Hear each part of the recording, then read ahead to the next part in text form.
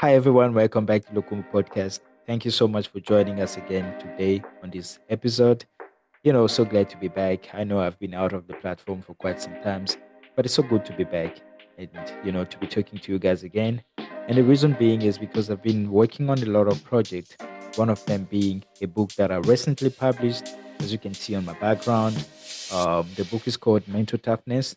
It's now available on Amazon and on lukumoinstitute.com, which is my website. It's available in print and digital format. You can get it over there. And the book is amazing. Not so much to talk about it. You go get it and find out. Great. So today on the platform, I have Raffi Bilek, who has spent over a decade working with couples around the globe, transforming conflict into understanding and rekindling love even in the toughest times. That's amazing. He's just not, a renowned couple counselor. He's also a former computer scientist. He's the dad to four beautiful children. He's a rabbi, a scramble champ, and a self-proclaimed jokester who's still waiting for his wife to laugh at more of his punchline. Yeah. Anyway, without taking so much time, welcome, Rafi. Thank you for having me. Great to be here. Always happy to talk to other folks about what's going on out there. Awesome, awesome. Yeah, just before we go, can you share a little bit about yourself? Just a little bit of a brief intro about yourself so that you can have an idea who is Rafi and, you know, yeah. Sure, yeah. I am a marriage counselor and coach. I'm living in Baltimore in the United States, and I am on a mission to improve relationships all over. I work mostly with couples, trying to shore things up, either trying to make a marriage better, fix up a relationship with problems, or save something on the brink. So I've been doing counseling here in Baltimore and also online across the world. And I just put out a book called The Couples Communication Handbook that is designed to get people a little bit of what I do in person that they can do on their own. And I'm really hoping to be able to make a difference in the world. Awesome, awesome. That's great. I also released the book called Mental Toughness. So we kind of have a book battle, right? So Right. yeah, yeah, yeah. Yeah, amazing. I think the one thing that caught my attention was actually about your book. So I was interested about your book. I'm not married yet, but this will be kind of a learning experience for me to get ready for what's to come. And yeah, I'm excited to learn and I'm excited to get into this conversation with you. Without further ado, let's get into it. So I'll let it to you, Rafa. You gotta open this conversation because I'm here to listen to you most of the time. So I'm excited. So where are we gonna start? Because the topic is a little bit broad. It's a little bit broad. So yeah. So I think I where mean, can I we think start? that so many people come to me professionally or just out there in the world talking about how they need help with communication. That is like, the biggest thing people come up with because it's pretty much the glue that keeps the relationship together. And whether you're married or just dating or even in other relationships, social, professional, familial, we always feel like we're talking past each other. We keep getting into arguments. And I felt like this is such a common issue and so much distress around this that I really wanted to lay out a clear guide to people how to do things differently. And so I'm really excited to be able to share that with people. I know that this comes from, over a decade of my professional experience, but also personal experience. I have friends, I have clients, I have coworkers who struggle in their marriages and relationships. And I feel bad because I tell people, I mean, I don't go shoving this in people's faces, but when they ask, I tell them that my marriage is the best part of my life. It's the best part of my life. And we worked hard and it's not easy and it takes ongoing work, but being able to talk about whatever comes up is Yeah, so satisfying and so relieving and so fulfilling. And so I just think that everyone can stand to gain from this. And again, it's not necessarily people who are married, but just everywhere. I think that communication is at rock bottom. And I mean, you're not so involved in American politics, I take it, but here, the fractiousness of the country is so bad right now, and I yeah. would love to just add my piece to making things better. That's awesome. That's awesome.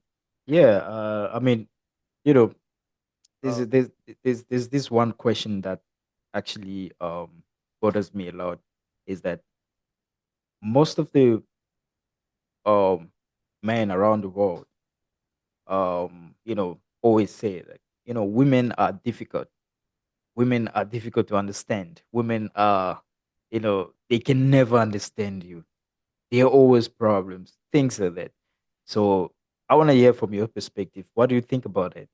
Is it something that is it a concrete truth, or it's something that it's just an assumption that we just assume, and it's just kind of like our experience, a mirror experience that we get from women.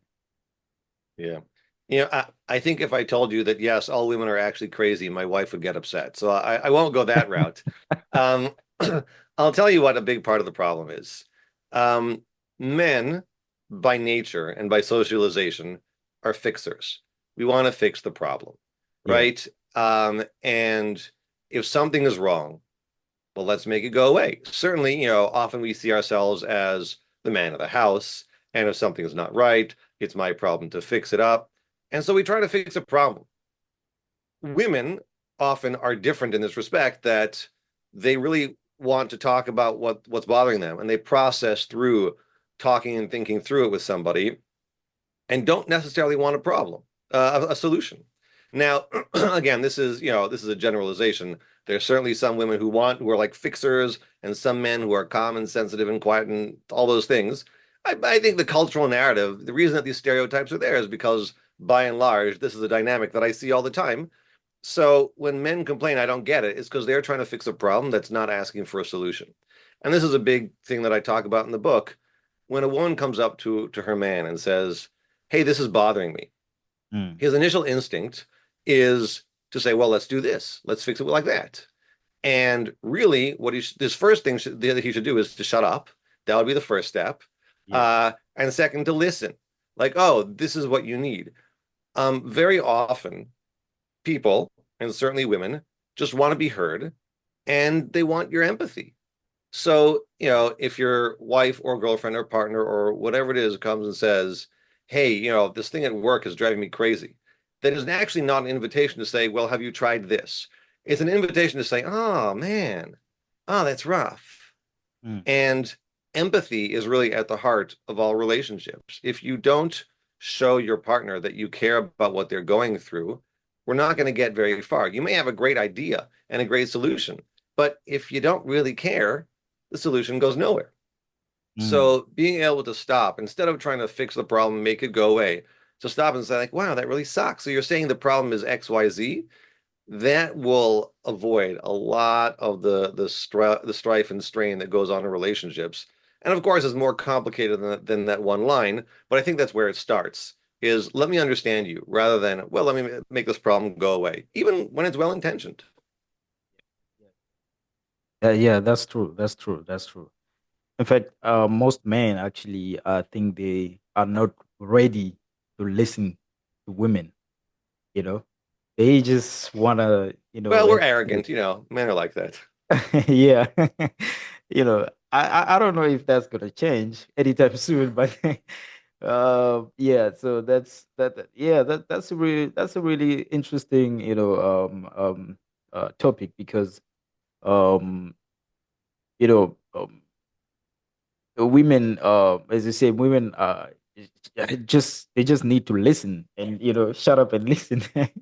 So it's another big problem on their side as well. It's not an easy thing for women to do, because they want to talk, they always want to be heard, and things like that. But it's yeah, it's an amazing piece of advice if men can really understand that mechanism of how women approach situations, and how they speak, how they respond.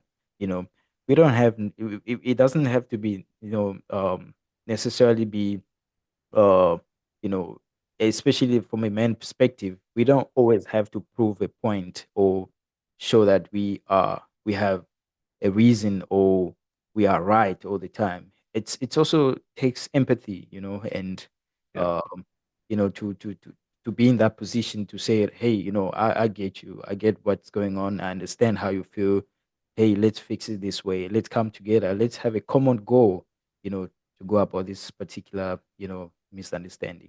Yeah, but you know, it's Yeah, a you said something that's another, another real pitfall is that people are trying to be right. mm, And if you come and complain like, oh, we never go out to dinner anymore. So my initial instinct is to say, what are you talking about? We went last week, and then in October I took you twice, but that's not the problem. Again, you're trying to make the problem go away, this time by proving yeah. that it's not a problem instead of bringing a solution. That's Mm, not the issue. That's not what's needed. What's needed is, oh, so you're feeling lonely, you're feeling deprived, whatever you're like, oh, that's a shame. Oh, that stinks. Let's work on that. Now, yeah, you could yeah. try to go and explain that you're right and really what you're saying is correct. But Mm, anybody who's listening to this, who's married or in a relationship, knows how that goes. And it doesn't go well. It becomes a fight about who's right. mm, And trying to make a relationship work requires you to abandon figuring out who is right and work instead on making the connection work. And those are not the same thing. Yeah, very true, very true. Yeah, yeah. And also, I remember one story from one of the person I know. I can't really say the name. I can't really disclose that kind of information. But just to give a surface storyline is that the person was him and his wife had a little bit of misunderstanding. It was over a week or so, and then women being the great memorizers, she really remembers what was going on, and then it was this. I think he came from somewhere or something, and he was exhausted. He was angry. He was like he just had all sort of emotions in him, and then his wife reminded him about that particular problem they had a week ago, and then at that moment the man had like he was going through a lot, and that emotion kicks in and triggered that anger in him, and then it became 100%. a huge fight. So how can you avoid such situations from a man perspective, and then we're going to get from a woman perspective? So from a man perspective, how do we handle ourselves when we faced with this kind of situation, like a woman coming to you and reminding you about things that you didn't do or things that you should have done, and then at that particular moment your emotion is not in the right place, you know so how can Yeah. we overcome that? How can we handle those kind of situations? How can we, you know in what do you think about that?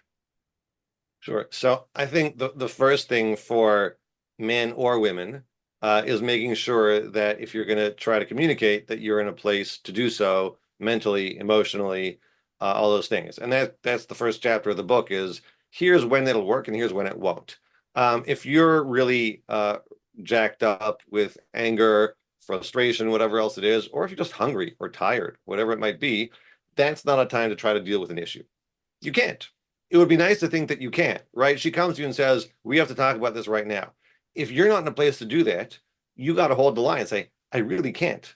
I'm exhausted. I've been at work all night. Uh, I am not in a place to be able to talk to you right now. It's really important. We'll have to talk tomorrow.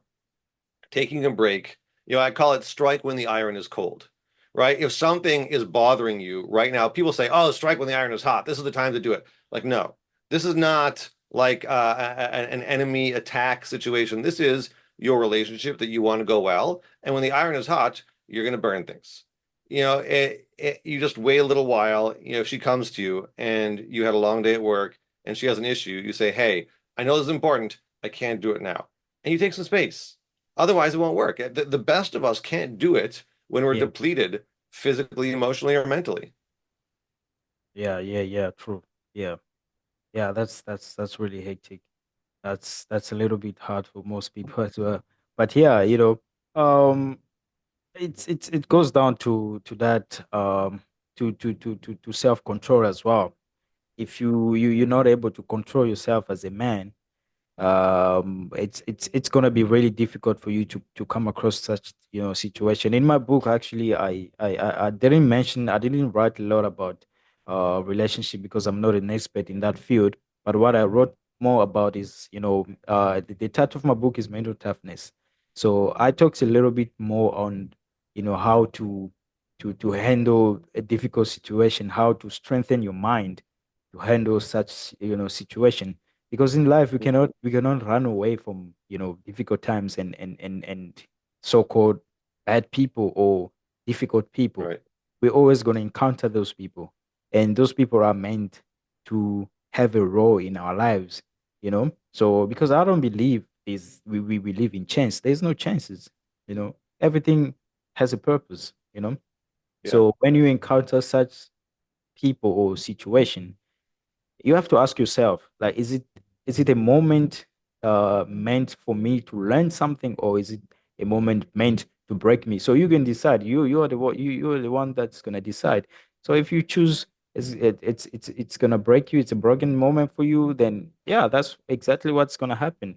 But if you choose to stay strong and learn through it, you're gonna feel better. You won't feel that bad. You won't feel that bad negative emotion. You feel like I've achieved something.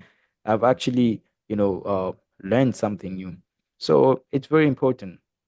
Yeah, so keep it rolling.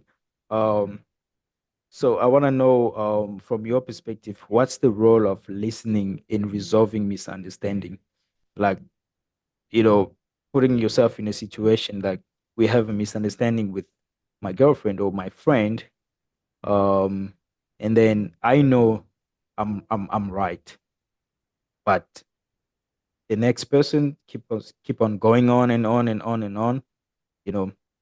So in that kind of situation, I want to know from your perspective, how would you go about such situation? Are you gonna listen to that person? Are you gonna comfort them? Are you gonna, kind of lead them into the resolving solution, or are you gonna, you know, what's your take on that?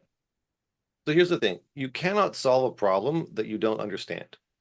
Mm, So, in order to get to the part where you solve a problem, you have to make sure you hear them out and understand what's bothering them. It's easy to say, "Oh, I get it," but you don't live in somebody else's head, yeah, and it's really impossible for you to be sure you get it. Especially when it comes to an intimate relationship or a close friendship, there's so many things going on beneath the surface. And this relates to that thing that happened 2 years ago when you said this, that, the other, and how my family interacts with you, and there's all kinds of other pieces of it that if you don't sit down and listen, you won't get. Now, you might be dead sure that you said, oh, we have to make sure to stop and pick up the dry cleaning on the way home, and that she didn't hear it. You may be dead sure, but I guarantee you, all of us can think of times when we were certain we were correct, and it turns out we were not. So a little humility helps yeah, to say, you yeah, know what, let me listen to their part of it before assuming that I am for sure the person who's right. yeah, But then there are the times where you are right. And again, in a relationship, figuring out who is right tends not to make things better. Sure, if you are, making policy for the government or doing a business deal, you should know, what the facts are before you make a decision. But if you're trying to feel a connection with somebody that you're in a relationship with, figuring out who did or didn't say this or that or the other does not make people feel better. And yeah, I'll prove it to you because anybody listening to this can think of a time when they got into an argument about who was right, and maybe they proved they were right, and nobody felt any better. We've all been down that road, right? What makes you feel better is when you come to a place where like, oh, I care about you and you care about me, and it's okay that somebody was wrong, and we don't have to figure out who it is. That's a big hump for people to get over. Is let's let go of who is right. But if you want to have a good relationship, you're better off. If you'd like to run the government, you should probably be sure who's right. Although even there, there's a lot of relationship building that goes on there. But unless you're running a business or trying to sell a product, I would opt for connection over rightness. wow, yeah, yeah, yeah, yeah, yeah, yeah, yeah. That's I like that. I like that. I like that. I Yeah, I like mean, I can see you nodding when I said, "You remember that time where you thought you were right and you saw that no, it didn't help at all." Yeah, it doesn't help. Being right does yeah, not make relationships better. We'd like to think it would, but it doesn't. So don't do it. yeah, yeah, yeah. Like that. Like that. I like that. Yeah, I mean that's also it just remind me of something also that it also plays a huge role in contributing in someone else's ability to open up to you, to be vulnerable, you know, Sure. to be so safe around you when you have such misunderstanding or type of problems. So I think it's really good. That perspective, it's a master plan, actually. You know, don't think about being right or wrong because it's not gonna bring you any good. The only good thing Right. is that you guys going down that path in a good way, and all of you are happy you taking that decision, that action. Yeah, because 100%. nobody's gonna pay you for being right. You ain't gonna get $1 million for being right.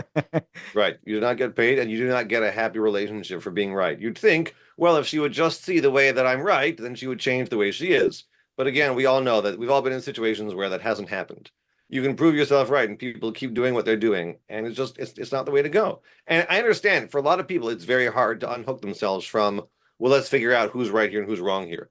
It's a challenge to overcome. But when those people come to my office and say, well, just to help her understand that I'm right, I say, if that was working for you, you wouldn't be here, Yeah, right? If being right was doing good for your relationship, we wouldn't have to work on it. Letting yeah, go of the who's right and who's wrong, it's hard, makes things a lot better. yeah. For sure, for sure. Definitely. Yeah, that's really true. Um, yeah, I think do you have any kind of like kind of advice on habit that the habit that the person can um develop that can strengthen the ability to communicate more effectively to anybody? Is there any kind of routine or in habit that can be developed to strengthen that communication skills of a person? Yeah. So if you are trying to talk to somebody that that you're in a relationship with and you'd like to be able to have a better connection, again, not just prove your point, it starts by listening to where they're at and then reflecting back and saying, okay, is this what you're saying? Are you're saying this and making sure you get it. And then you switch and say, okay, well, let me tell you where I'm coming from. And when I talk about myself in a relationship, I'm talking about myself, not about the reality, which is, well, people should do this, or couples should sit down to dinner together every day. It's not about should, it's about me. It's about what I'd like. A subjective position is much stronger in a relationship than an objective one. Because when someone comes to you and says, you're doing something wrong, and here's the research to prove it, your immediate reaction is, well, no, let me go on Google and find you some other research. And I'll prove to you that I'm right. And again, we're stuck in right or wrong. But if someone comes to me and says, you know what, my wife would come and say, I really like to sit down to dinner, just me and you, twice a week, right? Regardless of what the research says about that. Like, oh, well, if you'd like that, then let's talk about it, right? And I may have my own feelings about it, but if I come from a place of, let me tell you what's going on inside me, let me help you understand my experience, that's a far more powerful and effective way of communicating than trying to argue your point, unless you happen to be in a debate club. But since your marriage is not a debate club, I don't advise taking that path. Yeah. Yes, that's true. And have you ever been in a tough situation, like in one of those situations where you had a very heavy misunderstanding and then you came out strong and you came out positive? Do you have any Oh, sure. Yeah. I mean, the book I wrote is full of my failures. Let me tell you, I wrote all kinds of personal examples in there also. wow. And yeah, sure. Sometimes, I end up starting a conversation before I'm really ready and it goes off the rails a little bit. Or sometimes I'll forget to listen and I'll jump right into solutions. These are normal things, right? No, I mean, we're humans. Nobody's perfect. Yeah. And when you do that and you pull back out and you say, you know what, let's do this differently, right? And you come back after disagreement and say, let me understand you and you understand me. Yeah, I mean, the depth of connection and understanding is really great. Just like in anything that you want to improve, you want to get stronger, so you do exercises which basically tear up the fibers of your muscles and they grow back stronger, right? Great marriages do not come from nobody fighting. They come from having disagreements in difficult moments and working through them together. And so for Mhm. sure, failure, like in any area of life, is not itself a problem. It's what you do with that. And when you make a Yeah. mistake, you get back up and you try again, and that builds you up stronger. Yeah, for sure. Yeah, for sure. Yeah, that's one of the things as well I mentioned in my book. You have to engage in mental gymnastics. So sometimes you have to try yourself. You know, try how hard you can go. Like, put yourself in situation where you feel like I might not get through it, but let me try it out and see if I can. And then you might be surprised, and then you go through it. And then also it's very important to document each and every step you take in solving problems, because guess what, that same way you can apply that same method to another problem, to a next kind of problem you're going to encounter. So it's very important, especially this kind of conversation we're having now. If you're not taking notes, I don't know how else you can remember them. you know so you have to take note. You can obviously watch it again, but take note, take it with you. You can revise and do all of that, because it's Right. very important you know Yeah, that's why I wrote the book, is to give people a framework for dealing with this, right? I mean, it's great if you're able to, catch me on a podcast or talk to me in person or whatever it is, but until I can find a way to reach everyone in the world. So, a Mm. book is a good way for people to start with that and have it all laid out for them. Exactly, exactly. Yeah, that slipped my mind actually. Yeah, the book is available actually. Rafi will share where you can get it at the end of the show. Yeah, definitely advise you to do that.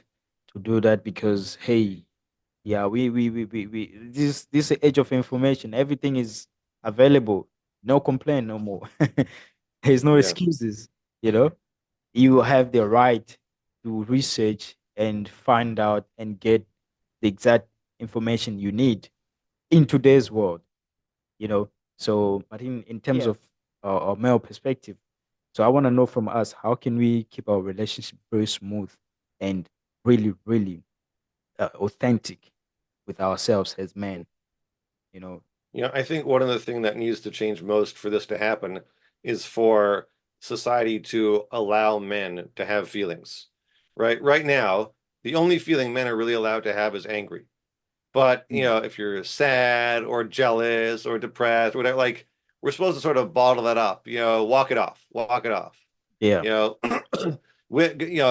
as early as, our childhood years, girls are allowed to cry and boys are made fun of for crying, for letting the emotions out. And I think that that's just a very society-wide issue that makes it very hard to have authentic relationships between men because no one is really allowed to talk about what's actually going on inside. It's Mm, very difficult. And, I think if we could take steps in that direction where men could talk to each other about how they feel and what the relationship means and, what's going on inside without it being, off limits, taboo, or unwanted, we'd be in a much better place to improve these relationships. mm. Great, great, great. I'm a life coach as well, and I get so much of that. I get men that kind of come to me, with a lot of you know, um, they bleed in their heart, but you cannot tell that this person was aware of that. You can only tell that this person was hiding all of that, and then now they're pouring onto you Yeah. because they trust you as a life coach. So it's really very, very, very heavy topic, but I think we can run it on another episode. So for now, I think, Good. Happy to. yeah. So I think I think this is the end. Actually, we coming to an end. It's gonna be a quick one. Yeah, we're not gonna sit here for 2 hours. Yeah, but yeah, can you, if you ready to do that, you can share where they can get your book and where they can contact you if they have any kind of specific question for you, and your social media platform if you have, and all that kind Sure. of stuff. Yeah. So the easiest way to find me is at thecommunicationbook.com. My email is Raffi at thecommunicationbook.com, but find it there instead of trying to spell it. And the book Yeah. is there and the social links are there. I'm on Facebook and Instagram right now. Might expand soon. There's, the big world out there.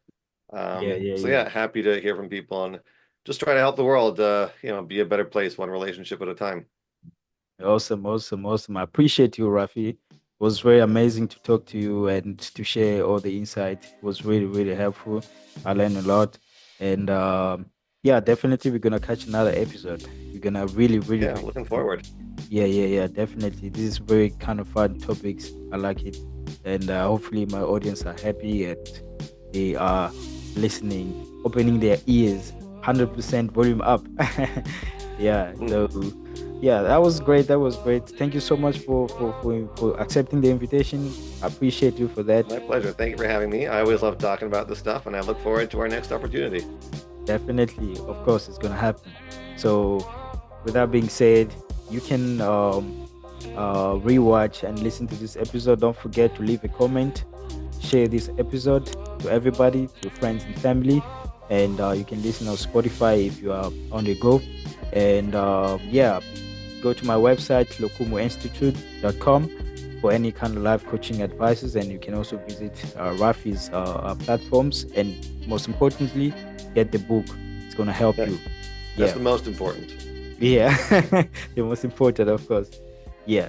So yeah, nothing much again. See you next time.